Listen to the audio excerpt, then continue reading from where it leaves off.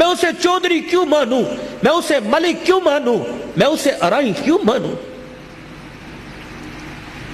جس نے تقسیم جائیداد کے وقت بیٹوں کو یاد رکھا، بیٹی کو یاد ہی نہیں رکھا۔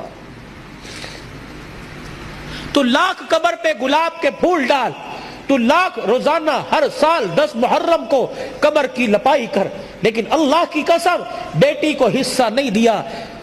گھر کی مفلسی اور گھر کے حالات پتلے دیکھ کر جب بیٹی کے گھر کا میٹر بجلی کا بل زیادہ آنے پر بجلی کٹے گی، گیس کا کنیکشن کٹے گا، جب ماں سے بچے روٹی مانگیں گے اور ماں دوپٹے میں منہ دے کے روئے گی، تو کیا اللہ تجھے قبر میں سکون کی کروٹیں دے گا؟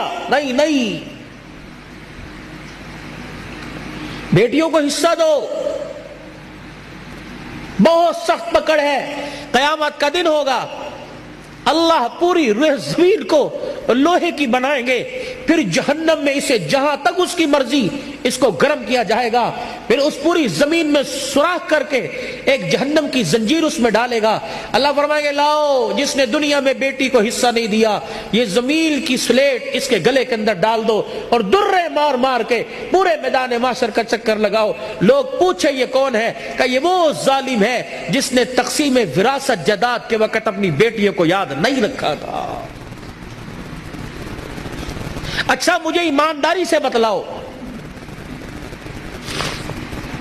بیٹیوں کو حصہ نہ دینے پر تمہاری کون سی صحت میں اضافہ ہوتا ہے؟ بیٹے کون سا تمہیں سونے کے چمچے سے منہ میں تمہارے خوراک ڈالتے ہیں؟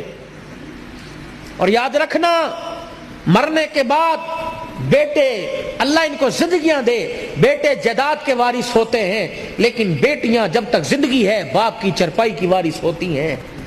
نہیں بھولتیاں، کمیٹیاں ڈال ڈال کے باپ کا ختم کروائیں گی، اپنے خامس سے مانگ مانگ کر پیسے جوڑ جوڑ کے جا مسیطے مٹھائی دیا، مولوی صاحب نو کہیں میرے ابو نو سال ہو گیا دعا کر دیں۔